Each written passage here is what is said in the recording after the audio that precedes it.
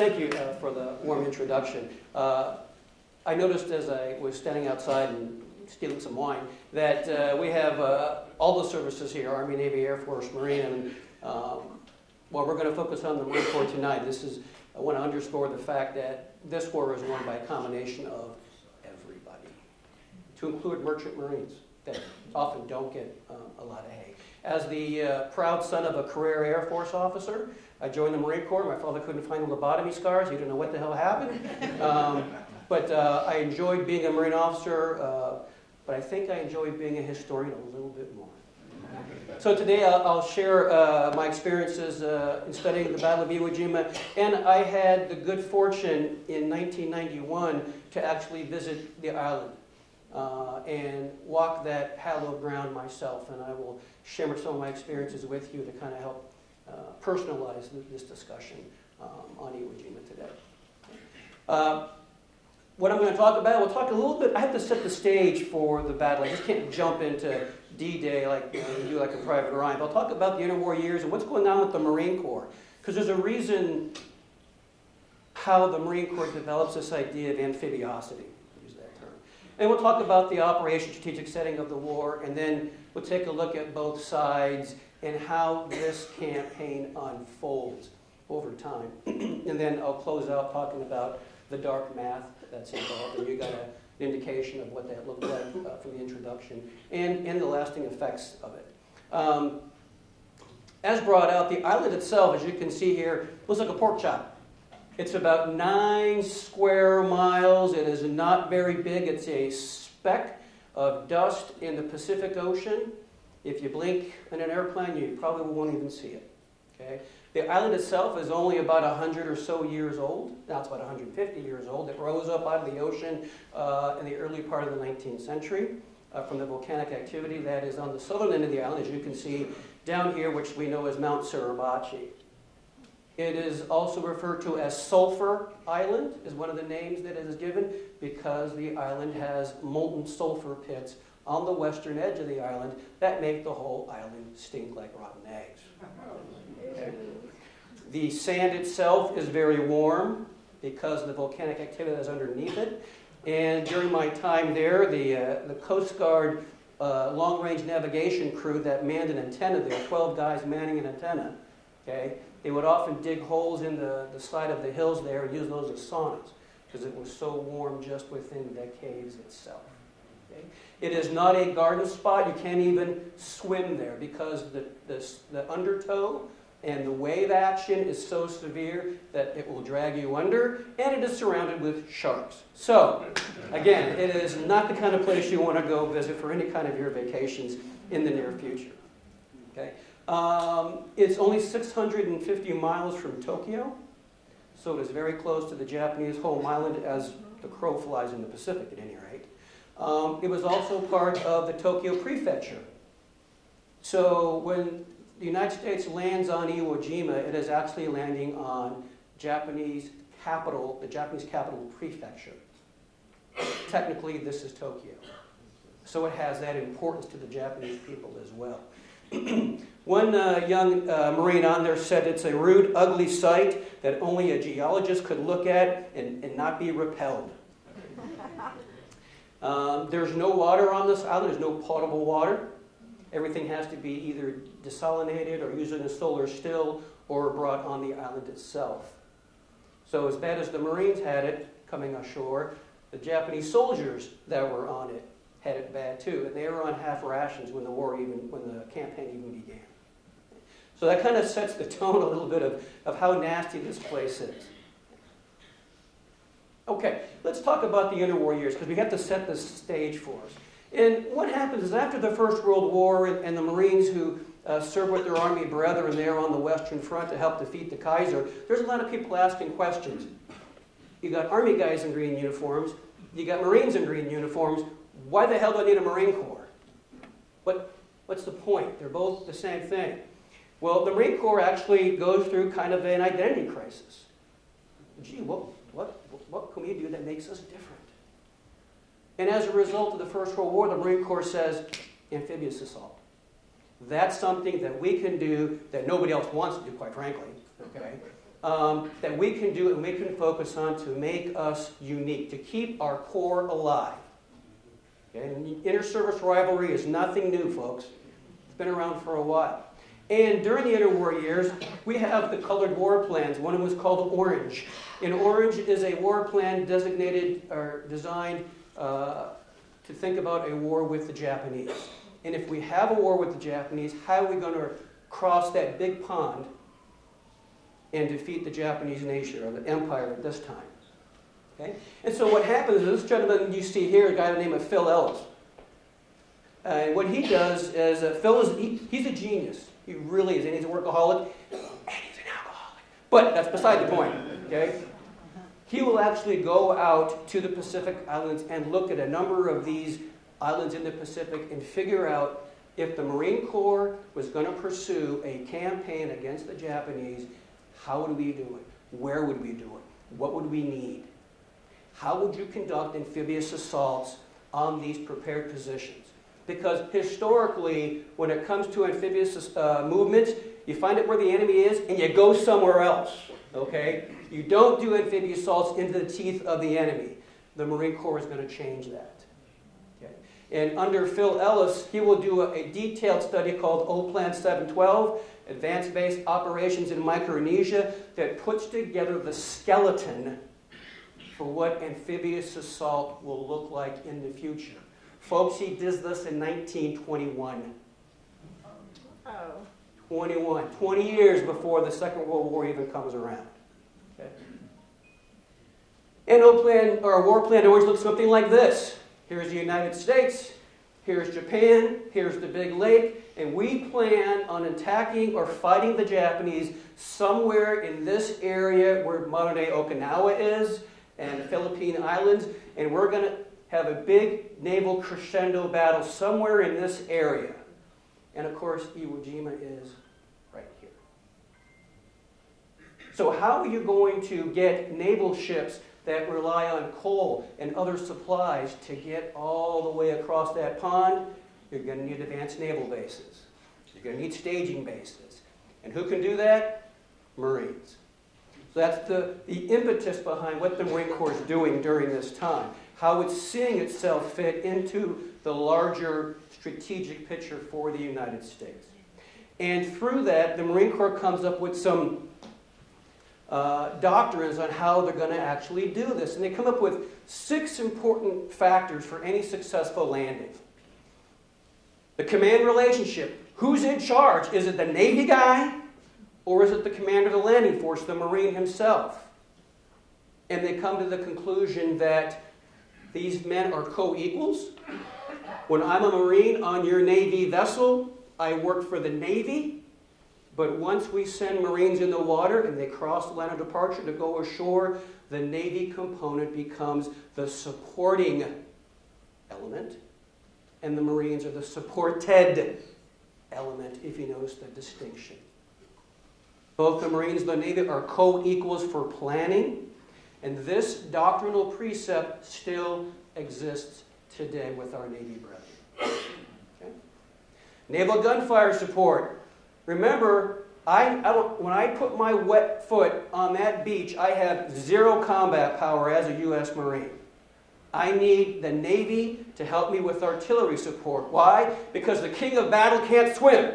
Artillery. Okay? The king can't swim. And so I need Navy artillery support to help shape that battlefield before I even land there. So this coordination piece. And using naval surface fire support is very difficult because unlike in the Army where you have artillery, the boat is always moving. That's right.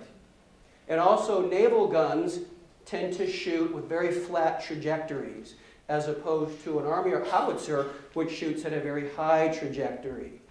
Well, the problem is, once you get past the shoreline with the berm, it's hard to have plunging fire. So I need the Navy to help me out as I'm establishing a foothold on that beach. And one of the ways we can mitigate the fact that the Navy has flat trajectories is airplanes, air support, dive bombing. and all kinds of fighter cover and those things that we take for granted today that the U.S. does better than anybody else, coordination of air power. And so we can use airplanes to help Marines once they get ashore and are pushing into the inland of an island where the naval gunfire support might not be able to reach anymore. Ship-to-shore movement. How do I get off my big boat to get to the shore? This is a problem because most people don't think about that movement from point A to point B. And the Marines, and I'll show here in a second, start developing means of conveyances to get them ashore.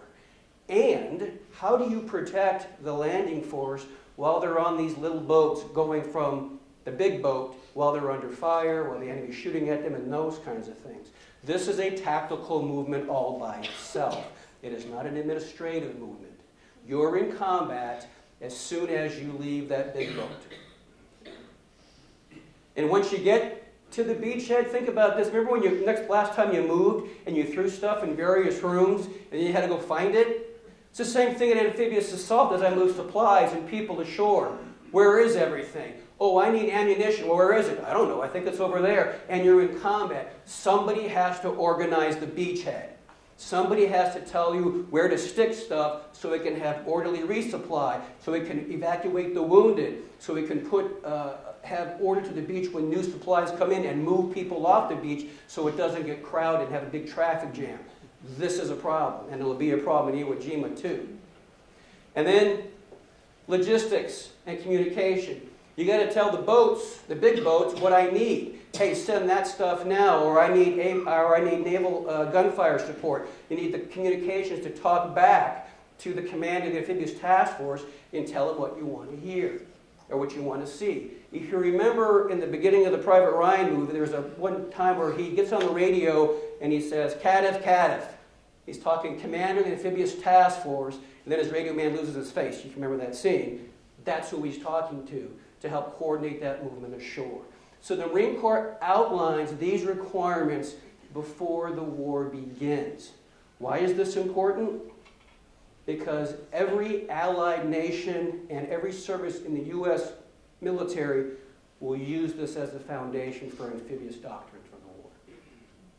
As a matter of fact, Alexander Vandegrift, who's the commandant of the Marine Corps after the war, and he's the commanding general of 1st Mardiv at Guadalcanal, who we have a Guadalcanal vet here today, will say the biggest contribution to the war for the Marine Corps was not the blood it shed, but the doctrine that it wrote. And that's important coming from a guy who won a Medal of Honor at Guadalcanal as the commanding general. So these things are codified in the 1930s. And as well, we start putting together landing craft. This is that ship-to-shore conveyance piece that I was talking about before. You saw in the opening scenes of Private Ryan. The United States is the only nation in the Second World War that will make these things. Amphibious tractors, Amtraks, will make over 22,000 of them. The beauty of these things is I can launch them off the big boat, they can swim the shore, and they can go inland. The Higgins boats, which you see here, can only go to the shoreline, then they got to go back. The story behind these is kind of interesting. Andrew Higgins is a boat maker down in the bayou of Louisiana. And he knows all about shallow water and getting your prop fouled and the weeds and those kinds of things. And he designs the first Higgins boat so the Marine Corps can do ship-to-shore movement. And in fact, that's why the World War II Museum is down there, because it started off being the Higgins Museum and it transitioned to the World War II Museum, which is why it's down there today. The amphibious tractors were first used in Florida for hurricane recovery. And the Marine realized, hey, slap some armor, put some guns on these things, and they can go back and forth and evacuate wounded, move supplies inland, and the Marine Corps will adopt these amphibious tractors as a foundation for ship-to-shore movement. Now, if you're a radio man and a wireman, a communicator, you hate these things because they chew up your comm wire. But anyway, that's beside the point. All right. Early ship-to-shore movement, if you remember Mr. Ed, he got to shore. Just throwing that out there for you, a little comic relief. Okay? Thought that was great when he was surfing. Okay, get back on topic here. The Japanese Empire, 1942, is at the height of its power. Okay?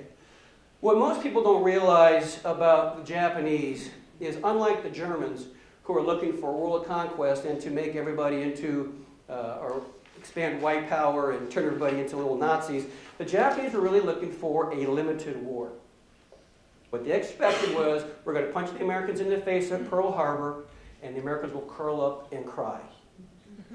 They thought the Americans were a bunch of playboys, and to use the quote, this is a quote, they educated the women too much and let them talk too much. Okay, so that's what the Japanese said. It's a quote. Okay. Now, the Japanese perspective on this was a little bit different. They would say to you Americans, you have a sphere of influence. It's called the Western Hemisphere. North America and South America. And you had a whole doctrine, the Monroe Doctrine, that told Europe to stay the hell out of it, right? The Japanese argument is, why can't we? Now, they will sell this as Asia for the Asians. No. Asia for the Japanese is really what it meant. That's what they're selling to people, is that we're going to throw off this Occidental slave relationship and have it only for Asians. No, it's only for the Japanese. Okay?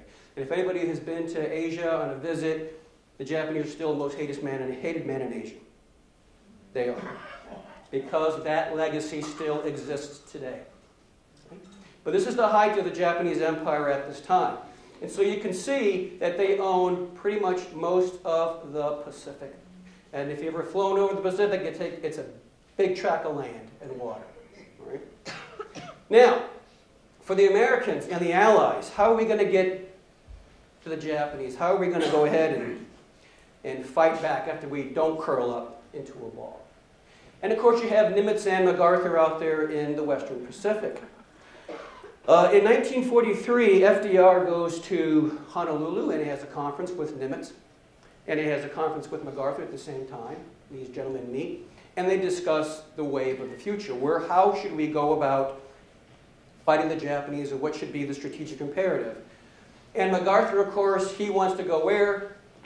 I shall return. Yeah, you know where I'm going with this. He's pushing this offensive, whereas Nimitz sees an island hopping campaign to avoid this large land campaign on there. Now, FDR is a politician at heart. And these gentlemen are looking for direction. Are we going to go with the MacArthur plan, or are we going to go with the Nimitz plan? And what does FDR say? Yes. Yes. So you basically have two lines of effort in the Pacific during the Second World War.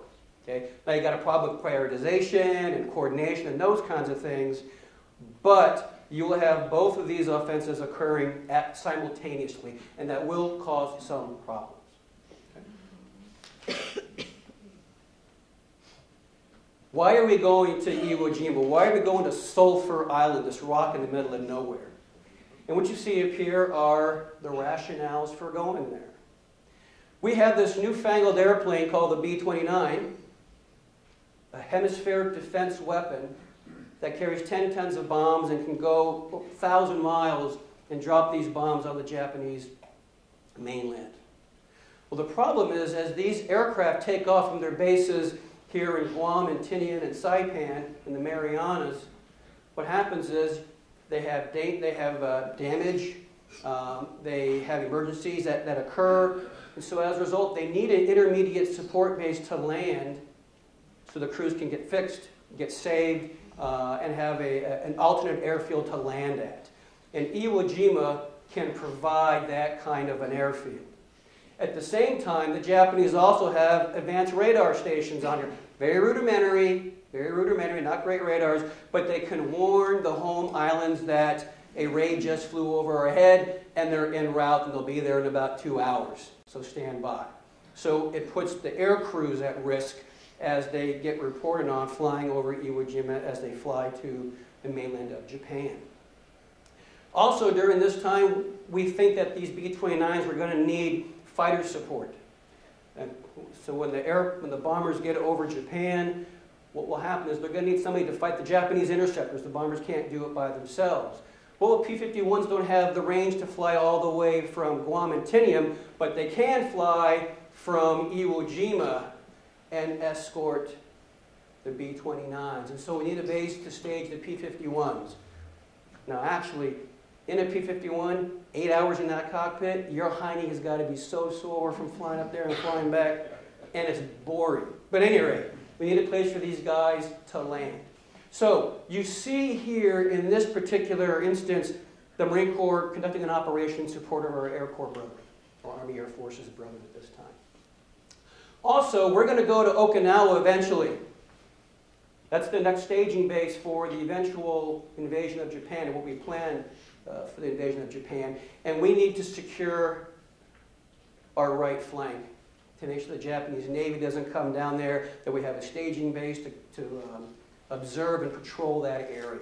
So there's lots of reasons for the Marine Corps, or for the U.S. to want to go to this rock in the middle of nowhere.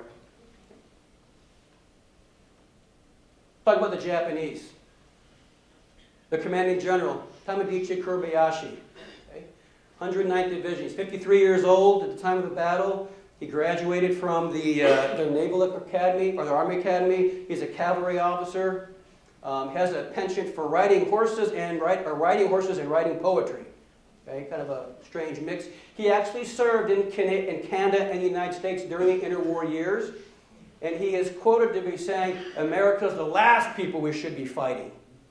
Understanding American military might and production capabilities if they were to get into a protracted war. Now remember, the Japanese weren't looking for a protracted war. Limited war. We're going to punch the Americans in the face, they're going to curl up and go away, and we will own the Pacific. What's your questions? That is their grand strategy. What they didn't expect to have was a grinding out, long, attritional war, which is what they got. Before the war even begins with the United States, the Japanese have already been at war for 10 years. China. They invaded China in 1931, Manchuria, then they went into China proper in 1937. And when they time that they attacked Pearl Harbor, the Japanese are already doing rationing. Their production capacity is 10% of what the U.S. is in 1941. And now they got into a long attritional fight, which is not what they thought. They lose the war December 7th. They just don't know it yet. They just lost the war, but they don't know that. On the island of Okinawa, or excuse me, at Iwo Jima, you have about 18,000 Imperial Japanese Army soldiers, and you also have about 5,000 Japanese Navy personnel on the island as well, and they're on the northeastern section of the island. What you also have on this island, and they don't get enough credit in the history books, are Korean laborers. Many of the people that are conducting the labor to fix these positions that the Japanese will be in are done by Koreans who were pressed into slave labor. And of course, your average rifleman doesn't discriminate between a Japanese or a Korean, and so they see them all as Japanese, and they have to kind of, oh, I'm Korean, you know. So a lot of times those numbers get mixed, but there's a lot of Koreans that are in all of these islands that are used as slave labor. Okay? He's kind of an interesting breed of cat. Instead of defending on the shoreline where young Marine Curatola doesn't have any combat power, you would think that would be the easiest way to push me off, right? He says, no, something different. Because the U.S. Navy has so much naval surface fire support, so many airplanes, so much firepower, whatever I build on that shoreline, they're going to blow up. So why put anything there? What I will do is I will put everything off of the shoreline, let you get your foothold, and then I'm going to open up on you. That way I've preserved all of my combat power. Also, by this stage of the war, in 1945, the Japanese know that they're going to lose and lose badly. What they're hoping for now is some kind of negotiated treaty or settlement. If I can bleed the Americans enough, maybe they'll go for something less than an unconditional surrender. Because remember at the Casablanca Conference in 1942, unconditional surrender is our mantra. Well, maybe we can get something less than that. So the idea here is to bleed the Americans as much as possible. And that's the tactic they're going to use on the battlefield, both here in Okinawa, or at Iwo Jima, and on Okinawa. So he doesn't believe in ship defense or shoreline defenses, nor sending masses of soldiers out in wasteful bonsai attacks. Why? Because the Marine Corps machine gunner will just sit there and mow them down and kill all these guys. Supposedly, Kobayashi told his individual Japanese soldiers, kill 10 Americans before you get killed. That's your goal. You need to each kill 10 Americans. He is an advocate of night infiltration, because again, he knows they can't stand toe-to-toe with the firepower of the United States, so if I infiltrate your lines, and I can kill you as individuals, that's a better way to use my forces. This is part of the horror that is Iwo Jima, because when the daylight went down, the Japanese came out of their holes. And think about this, you're in your fighting position or your hole, you don't know what's going on in that next hole. It may be your best friend, it may be a Japanese, you don't know. And in some instances, the Japanese would kill one guy in a hole and leave the other guy alive. Think of the psychological effect that would have, that the guy was a foot away from you, was just knifed, had his throat cut, and there you are, still alive. Okay? There's a psychological piece to this that the Japanese understand. And of course, he understands the Japanese strategic situation, and what he tells his wife, don't look for my return. I'm not coming home. Okay? He actually had one of his courses of action was to blow the whole island up and sink it, but they didn't have enough explosives, so that didn't work. So anyway, so moving on. Okay. The Japanese defenses are formidable, as we talked about in the introduction. Okay? There are over 240 anti-aircraft guns, 434 blockhouses, numerous cave positions. They're well supplied and equipped with 320 millimeter mortars that have a 700-pound shell. Okay? Most of their defensive positions are going to be up here in the north. There's two defensive belts, one here and one here. Okay? They do have a defensive sector here at Mount Suribachi, but this is where they're going to do the damage to the Americans. This area up here called the Motoyama Plateau. Think of Zion Canyon in Utah, caves, canyons, overlooks, canalized terrain, a defensive man's dream. And the Japanese will build up to 5,000 meters of tunnels, interconnected, spiderweb. So as the Marines go forward in their defensive positions, guess what pops up behind them? A Japanese in a hole. This is why this battle is as bad as it is, because while there is a front line, it's all over the island. The Army will come in and occupy the island after the Marines leave in April, and the Army soldiers are there are still fighting holdout Japanese months afterwards in these caves. So the idea here is to create what we call a Pyrrhic victory, a victory that is so expensive that it was a failure. That's what they're looking for, to decimate the Marine divisions that go to shore. They have these very good defensive positions, they have these good defensive lines, they have interlocking fields of fire, and they also have predetermined targets. They know the Marines are going to come down this particular avenue of approach. They already have that in their sights, predetermined, so all they got to do is shoot the round and it'll hit the Marines as they come to that particular location, called pre-planned fires. Again, they had food stocks for about 2 or 3 months, no portable water and a constant shortage, and again, as I mentioned before, they're on half rations during this time. Okay. They do have some tanks, they have about 40 tanks, but they're light, they're not like the German tanks themselves, and they put them basically as defensive positions. They're not mobile. The Japanese soldier had been intimated already, was going to fight to the death.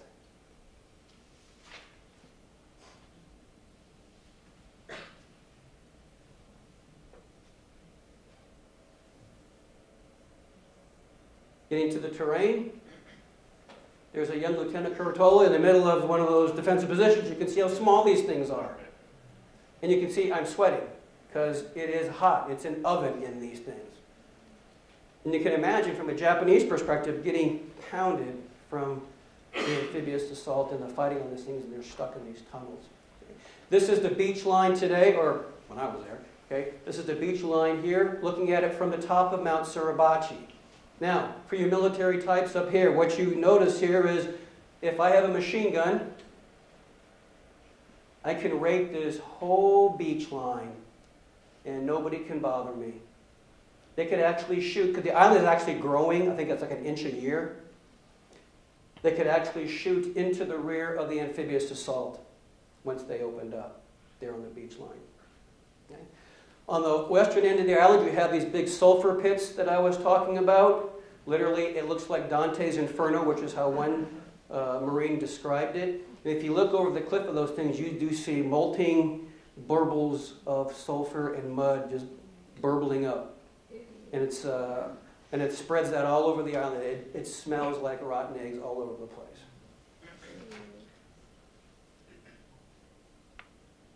The basic assault plan for the U.S. Marines is to come across on the shoreline right here with the 5th Marines and the 4th Marines going ashore, and then basically doing a sweeping movement up to the northern part of the island.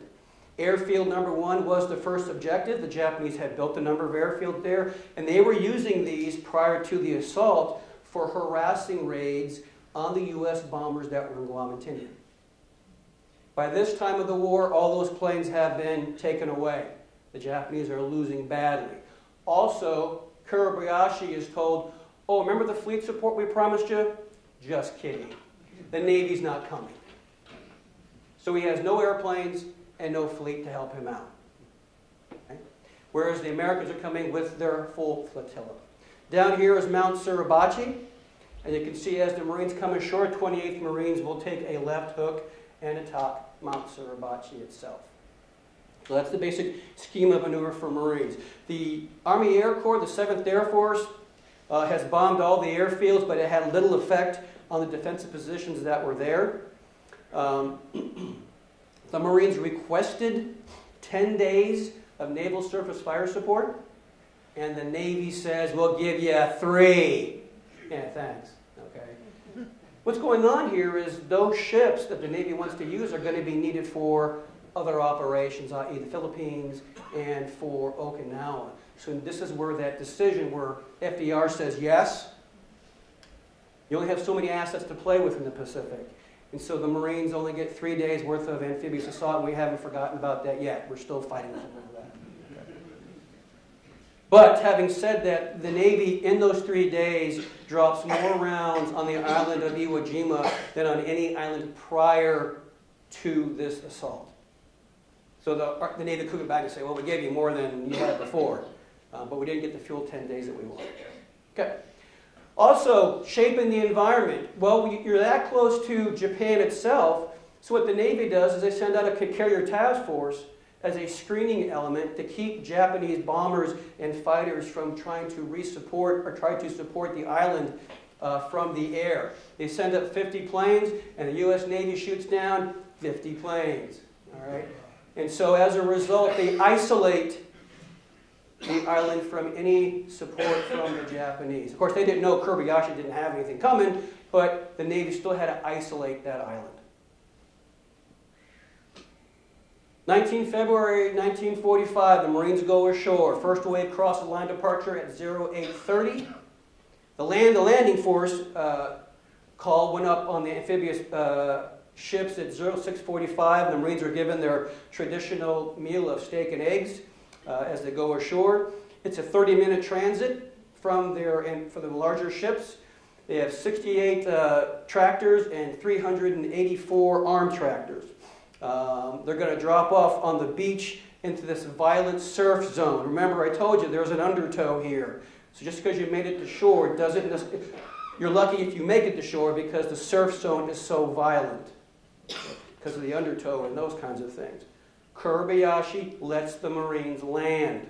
Go back to his master plan.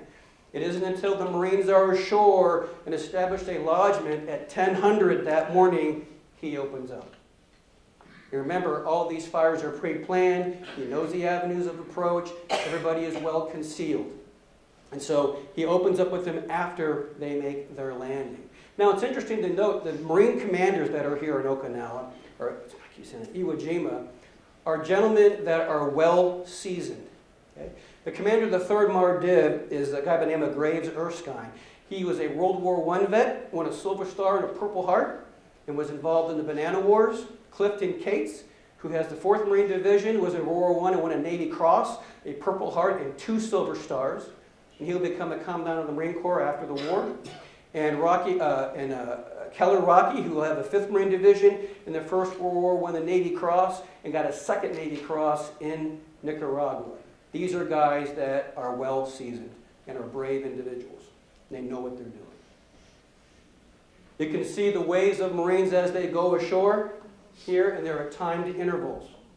Now, keep in mind, back to those 6 functions I talked about for amphibious assault, when that thing is securing a beachhead, as Marines keep going ashore, it starts to get clogged, and men are dead, and equipment is in the way, and the surf is bad. So think about that opening scene in Private Ryan.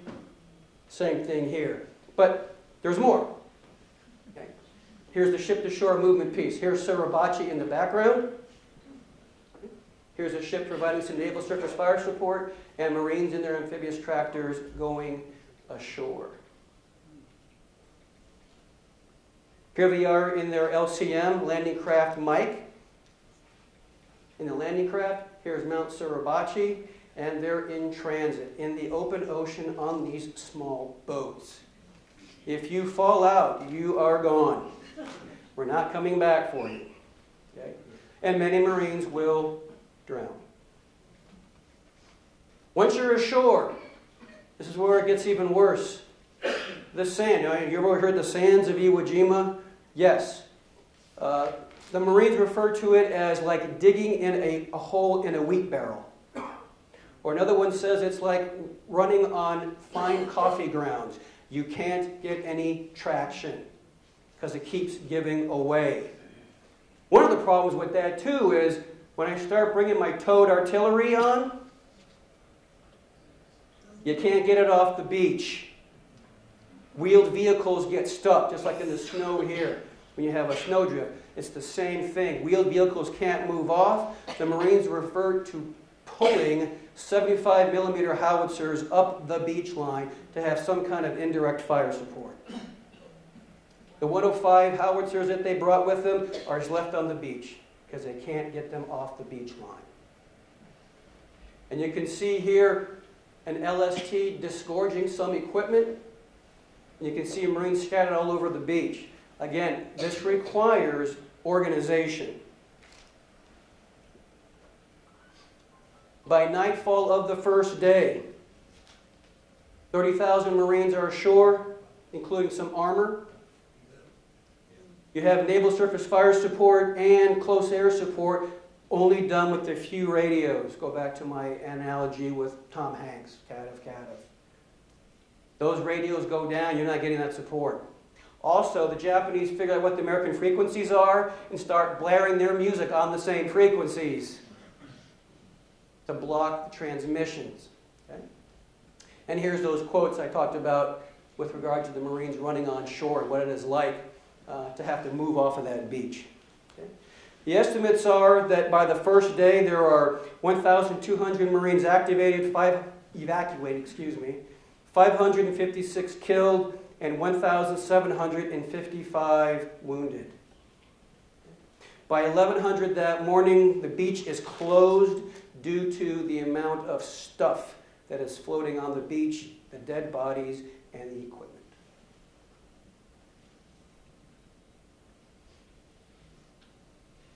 The next day, on 20 February, the Marines have actually made it up to the airfield. You can see this yellow line right here. That's for D+1. The Marines have an lodgment ashore, and so they have made good headway on this neck of Iwo Jima itself. The subsequent days after day one will be much more difficult. Time correspondent Robert Sherrod will say, while he's there on this initial landing, that the Marines there, they all died with the greatest violence possible. Nowhere in the Pacific War had I seen such badly mangled bodies. Many were cut squarely in half.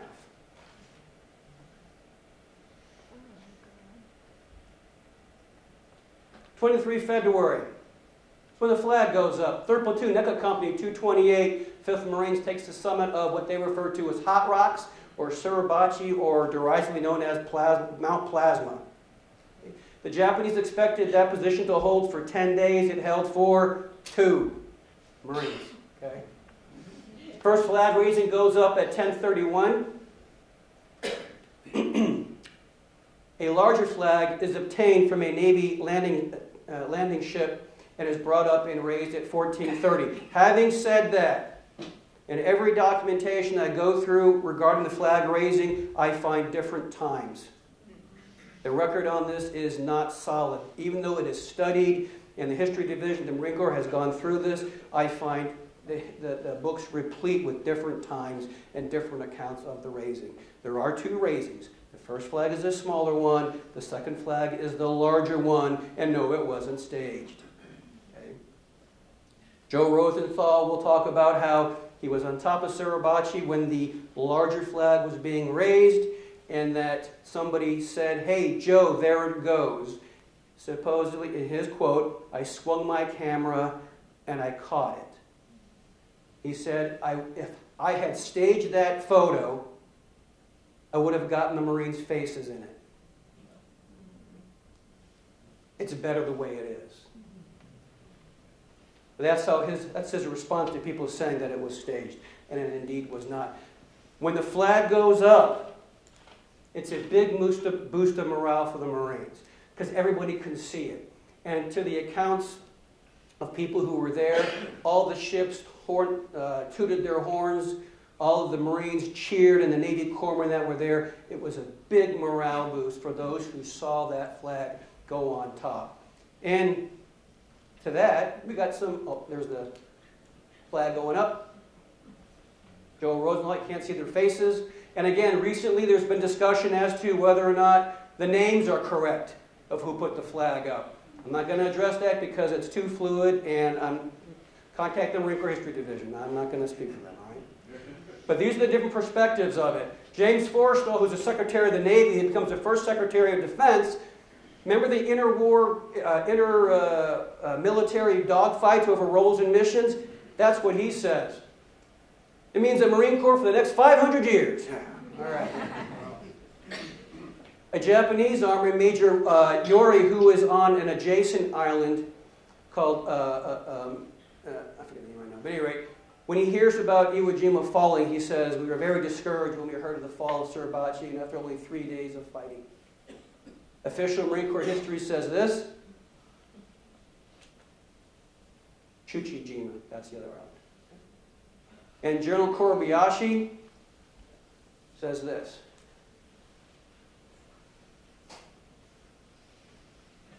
Suribachi itself had some 2,000 soldiers in it and 70 concrete blockhouses, and there were still fighting ahead. When I was there in 1991, I scoured around the defensive positions there at the base of Suribachi, and I found this bottle of Japanese sake. It saw the sake in it. With the cork, I, of course, poured it out and didn't drink it, but I found a whole host of these things sitting in fighting positions. You'll also find all over the island Coke bottles. The old, smaller ones are all over the island from the Marines at the time. As they push north, they're getting into those defensive positions that I talked about, those prepared ones that Kobayashi had set the trap for the Americans. This is where a lot of the dying takes place. Okay? There is no bypassing these strong points because, as I said, the Japanese are going to pop up behind you in the spider holes if you just bypass that particular stronghold. Things are so bad that the reserve, the 3rd Marines, are committed on the 24th of February and put in the center of the line. Okay?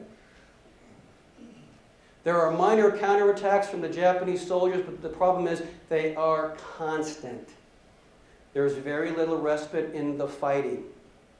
a lot of Marines, being Marines, start stealing alcohol from sick bay, and they mix it with the fruit juice, and they have what they call Suribachi screamers to give themselves some respite from the fighting, but there really isn't any. Frontal assault is the only schema maneuver. There's no envelopment, there's no flanking attacks because of the nature of the terrain. Takes another few more weeks to clear the island. Marines eventually break the center of the Japanese line and push forward. Hill 382, right there, also known as the Turkey Knob, becomes one of the most contested places on the island. It was the location of a small village that was on the island called Minamami Village. And it was very difficult to unseat the Japanese out of there. As a matter of fact, one of those Medal of Honor winners won his award there. PFC Doug Jacobson destroyed 16 enemy positions, a tank, 75 Japanese, and a 20-millimeter anti-aircraft gun in one morning. So he earned his pay. That same day, PFC Jack Lucas smothered a grenade to protect his fellow Marines and lived. What's even more interesting, a few days before, on February 14th, he turned 17 years old.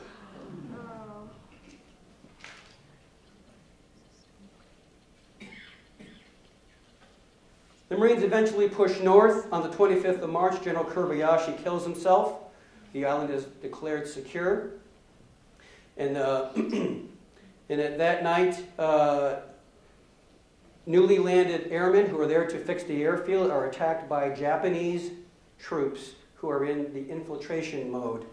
So the Air Force lands to fix the airfield, and they have to fight Japanese forces that have come through these spider holes and attack the Americans. The Air Force kills 300 Japanese soldiers for the cost of American. 100 U.S. airmen are dead. Okay? Mop-up continues in these final operations for 2 more months. As you see, Kobayashi, his body's never recovered. They assume he committed harikiri or seppuku, however you want to refer to it. Basically, you take your sword, stick it in your left side, move it over to the right side, and then pull it up. While you're doing that, your aide is supposed to be behind you to behead you so you don't suffer in pain. And before he dies, he radios back to Tokyo, as you can see here, and I will return in spirit.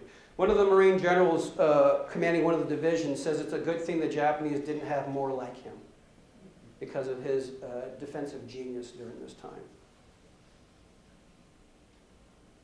The math, the dark math. 13,000 counted dead, 8,000 estimated, and here are those Korean laborers. 212 captured, but a quarter of them are Koreans, not Japanese. For the Marines, 22,000 casualties. Of that, 4,000 are dead. Casualties is kind of misleading. They can be wounded and be a casualty, and be dead and be a casualty, so don't let the numbers fool you. I didn't talk enough about the Navy Corpsman, and I saw one sitting over here somewhere, right there, that gentleman right there. Navy Corpsmen are earning medals of honor too, and let me give you a quote here that I think speaks to the bravery of those Navy men serving the Marines. And this comes from Chuck Tatum, a Marine machine gunner with the 5th Division. The bravest men I ever saw are U.S. Navy Corpsmen. Even though they were Navy, we considered them Marines. Almost everyone was decorated, and probably over 50% lost their lives. They were angels of mercy. A fellow Marine got shot in the head, and I called to the corpsman to come over, and he said, "He's gone." And then the corpsman kind of sat down with his head against the rock, and he was crying. But there were no tears in his eyes, and he said, "I can't go on. I can't see any more wounded. I can't see anybody else get killed." I tried to put my arm around him and comfort him, but then somebody else yelled, "Corpsman, Corpsman!" And he got up, grabbed his medical pouch, and worked on another guy. Yeah. Absolutely. Absolutely. You see the Medals of Honor that were given, and posthumously, and a Medal of Honor winner was killed on day 1. Joe Bazelon, who won it at Guadalcanal, Machine Gun Joe was killed helping to lead an army, a Marine tank to a defensive position, and he was hit by indirect shell fire and killed on the first day. And he asked to go back. He was sent back to stateside duty, and he asked to go back. And the effects. This is such a horrific fight that we begin to wonder, the Americans, the strategic planners, is invading the homeland really worth it? They defended Iwo Jima this tenaciously. What happens when you go to Kyushu? What happens when you go to Honshu? And when the Japanese mobilize every man, woman, child, and they do in April of 1945, they mobilize the entire nation, what is that going to be like? It starts to put that seed of doubt. Blow to the Japanese morale, because I told you before, it's part of the Tokyo Prefecture. The picture itself, the Rosenthal photo, reinvigorates, note this, the 7th bond war drive. The 7th, asking people for donations. And it nets the biggest gain out of any of the war drives. $26 billion. And a lot of that is attributed to the icon that Joe Rosenthal puts out there. Validation of Marine Corps amphibious practices, I mentioned a little bit before. And for our Air Force brethren, recovery of 24,761 Army Air Corps crewmen who use Iwo Jima as an auxiliary field or an emergency field. And it saved the lives of 2,251 B-29. There's 10 men in the B-29, and 2,251 B-29s land there on Iwo Jima. Give you another number here. A Marine battalion at that time had about 750 to 1,000 Marines, give or take the type of unit. The average casualty rate per Marine battalion was 687 casualties, killed, wounded, or missing. 30% of the medals of honor for the Marines will come from that battle. On 4 March, the first B-29 will land on airfield number 1. The island ain't secure yet, folks, but the Air Force is already using it.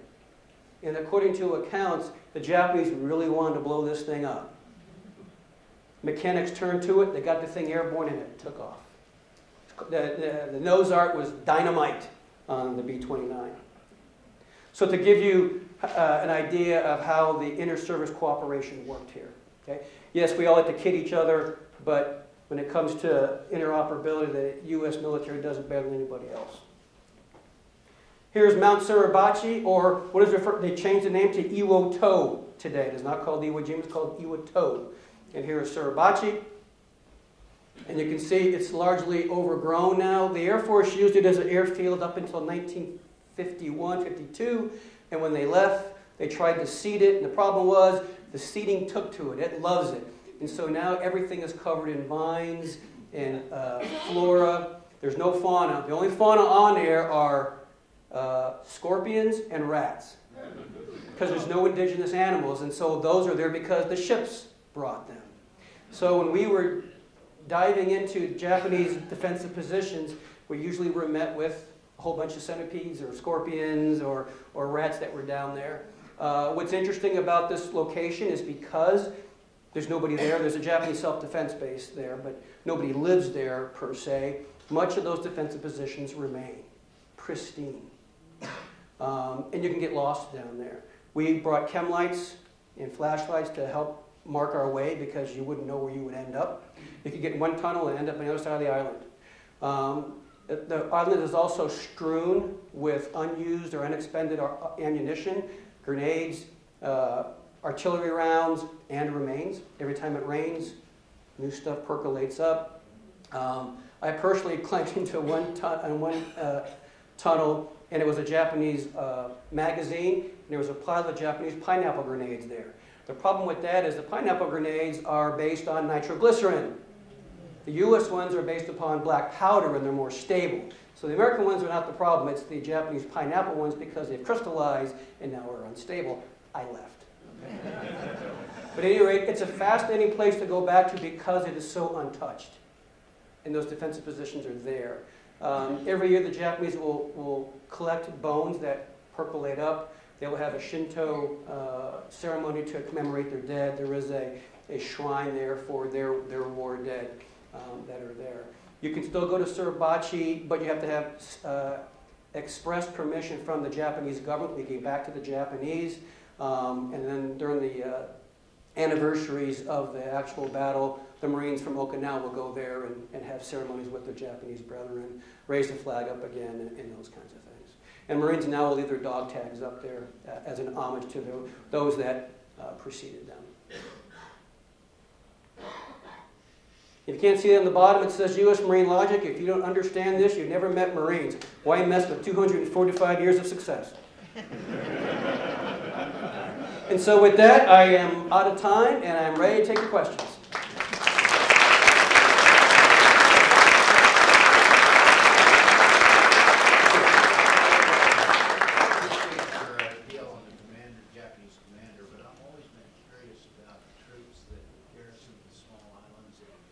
Yeah. Were they special troops? Were they the Green Berets of the Japanese Army? Because I seem to realize a lot of Japanese surrendered, say, to China when the war was over. Were they special troops that were garrisoned? Yeah. Were they handpicked? Were they special? Or what? The gentleman asked what was the nature of the quality of the troops that are on these islands that are in the Pacific. Are they the top-end troops? Are they Green Berets? Are they special trained troops? No.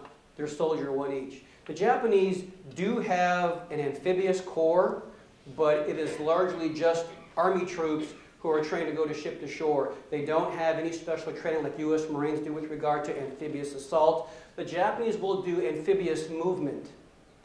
Amphibious movement, meaning they will move from ship to shore, but not in a combat mode, if that makes sense to you. The Japanese are actually very innovative. They actually make, in the interwar years, the first amphibious ship, meaning it had a wet well, it could launch aircraft, and it could hold crews. We sank it, okay? But the Japanese are innovative with regard to the movement ashore, but not in the assault, if you understand the difference between an assault. The troops themselves are not anything special. They're drafted. They're put into the service. Japanese Army training is very harsh. Very harsh. Corporal punishment, all these things. But these guys are not well supplied. They're basically stuck out there on this island. And many of them are just left there to die. Does that answer your question, sir? It's a horrible answer, but that's the answer. I was just going to follow up. Yes, sir. So many Japanese troops surrendered in China. And very, very few did in Iwo Jima and other islands. And so with that, I was just wondering, that you're saying there were no big... Yeah, in China it's a little bit different because we have millions of men on a land army. Here you're in the middle of an island in the middle of nowhere, and the Americans are coming. And my job is to kill 10 of them, so they don't have much of a choice. In China, the war is over. There's a lot of guys in the Japanese army that Dr. Babb will probably tell you who's in the audience, that these guys go, why are we quitting? We still got 1 million men in the field, man. Why are we surrendering the Americans? Okay? But once the emperor says, you're done, That's it. That is it. People ask, well, was it the atomic bomb? No, it's the emperor that says, we're done. We don't quite embrace that so much in the American narrative of how the war ended. It's the emperor that does it. That's your question, sir? Very well. Thank you. Yes, sir. One comment, that amphibious ship that we sank. Yes, sir. Don't feel bad, the Japanese sank it too. But the eastern shore of Iwo Jima where the landing occurred is Yes, sir. documented, but there's never much said about the western shore of the Yeah. island. Yeah, excellent question. What that was planned to be used for, at least what they thought they would use it for, was for logistic support after the island was solidified up to the north. And eventually they'll get over and they'll start putting forces over here. But these are the best landing beaches that are available at the time. These were looked upon for subsequent operations. What's interesting, since you brought that up, the Japanese were in the process of building a harbor here on this western approach. And what they did, this is fascinating, you can still see them there today, they made ships out of concrete. I'm not kidding you. And they floated them to Iwo Jima, and then they sunk them on purpose to make a breakwater. so they could bring supplies on there. Of course, they never got that far. But this was supposed to be a beach for U.S. logistics support. I jumped on one of these concrete ships and was looking around taking photos, and I saw that there were sharks in the water. I'm like, I'm out. So anyway, I saw no hand. Yes, sir. Following up on his comment. Yes, sir. The French and the British both used a lot of Japanese soldiers to help maintain order while they were getting their own troops. That's one of the great, it's one of the things that you don't see a lot in the history books is after the war is over, now what do? You got all these Japanese guys in the middle of China, you got to get them back home. Think about the logistical movement of go home. You're not staying in China. We don't want you, first of all, but you got to go home. And guess who moves them home? Uncle Sam moves them home. There's an obscure historian just wrote a book, something about that. Oh, that was me. Never mind. Okay. Yes, sir, in the back. Did the Marines, were they aware they needed flamethrowers initially? Yeah. Did the flamethrowers, did they go ashore? Yes, sir. Okay. Yeah, the flamethrowers themselves are one of those weapons that the Marine Corps and the Army, it's not just the Marine Corps, develops because we realize that these fixed positions have to be rooted out. And the method they come up with is called the corkscrew and blowtorch. What you do is you get close enough to the defensive position, you take a satchel charge, and you throw it into the cave or into the defensive position, and then you bring up the flamethrower guy who sprays it in the hole for good measure. And yeah, it not only curse, but suffocates them and it makes them crispy critters. But you see flamethrowers early on in the war. Sir, did you have them? I was a flamethrower officer. Oh, there you go, right there. Why don't you stand up, sir? The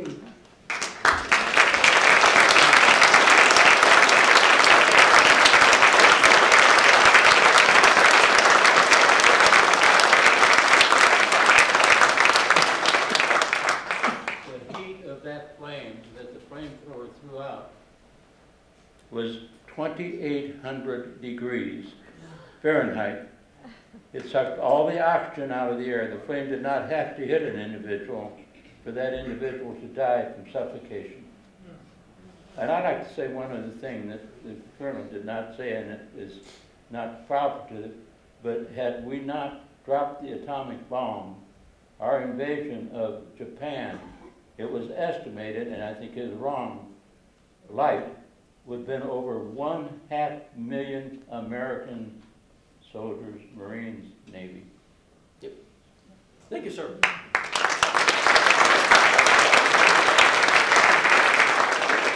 There's still a few Iwo Jima veterans in Kansas City, and you can see their videos on patriotbeach.org. Yes. Jerry Ingram, who lied about his age and signed up for the Marines when he was 15, was 16 at Iwo Jima. There you go. And he's now in a nursing home out in Overland Park. Wow. And then Ed Boswell was 17 on Iwo Jima. His feature is on there also.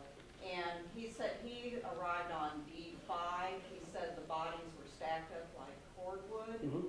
And after he'd been there, I'm not sure how long, he was pulled aside by his commanding officer along with another guy who was in the same situation. They were both the only survivors who weren't killed and wounded or wounded in their units. Casualties. Yeah.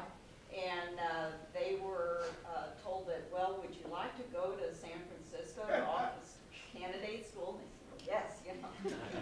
So the officer went off, he came back, and he said, do you have your diplomas?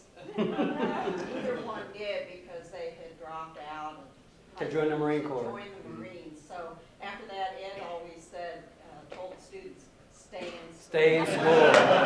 Thank you for that, ma'am. I appreciate that. Thank you for adding. Yes, sir. Tying into her comments, it seems to me I may have read some years ago, or is it just a supposition that I made over the years, that the average age of the Marines on Iwo Jima was extraordinarily young, rather also the other Central Pacific campaigns. Yeah, I don't know specifically, but it sounds right, but I can't give you a reference to that. The Marine Corps, since I be one, okay, we generally attract younger people, generally. We also have the largest, what we call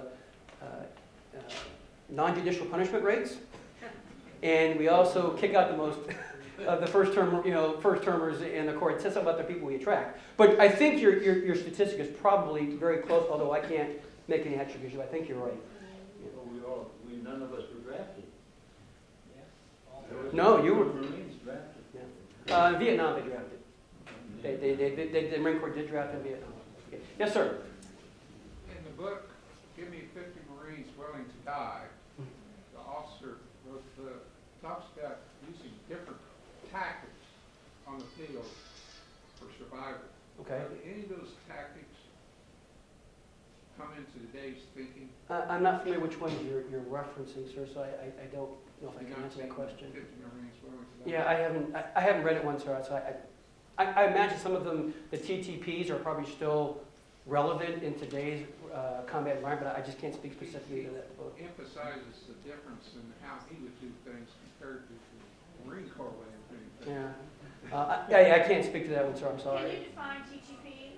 Tactics, techniques, and procedures. Thank John, you. you want to say 2 more? Sure, not a problem. Yes, sir. General 3 or 4-star Simon Buckner, Boulevard Buckner. Yes. Was it Iwo Jima or Okinawa. That's okay. Okinawa is where he gets killed. We'll just, Yeah, he goes forward in a shell fragment and hits him. Yes, sir. At what point did the Japanese decide that Iwo Jima was so critical? Something had an awful lot of resources and time and effort put into it. Did they anticipate early on in the war that it was going to be a critical? No.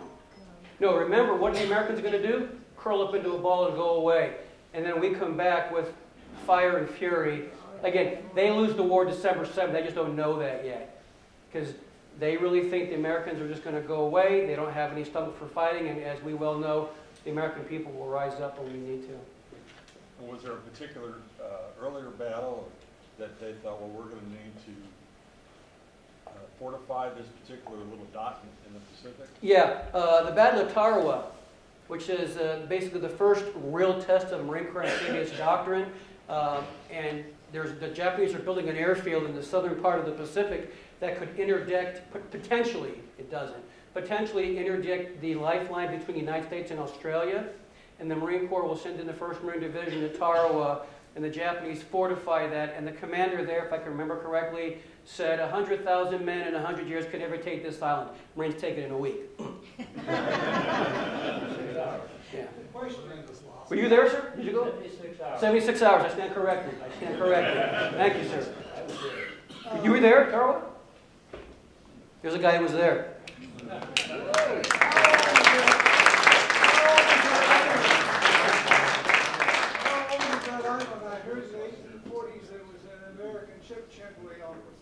Yes, when Admiral Perry comes to open up Japan in the middle part of the 19th century, he stops at Iwo Jima. You're right. well, I just wondered, was it 100 or 200 years old? It's like 150, 200 years old. I don't know the actual, but it's a new island. So it just popped. It literally just popped up out of the sea, quite frankly, yes. Yes, sir. What role did the Navy frogmen play in pre-invasion? Yeah, excellent. They played important roles. As a matter of fact, this is where Kobayashi makes a mistake. You send the frogmen in there, and they do what the demolitions and the recon of defensive positions along that beach line. And what happens is the ship that brings those frogmen close to shore is under fire from Japanese positions on the beach. And the Americans identify where those locations are. And they target them. It's Kobayashi's biggest tactical mistake, because those Navy frogmen were out there reconning those beaches. So they did play an important role. One of my neighbors had been I don't know where he was, but he had been a frogman in underwater demolition in the war. Okay, yeah. They serve a very important part of this amphibious assault, because the Marines need to know what the tide is like. What are the eddies like? You know, what's the gradient of the surf? These are all important physics problems to understand amphibious assault. I'm gonna shut up, but I will stay around, and you can ask me questions afterwards.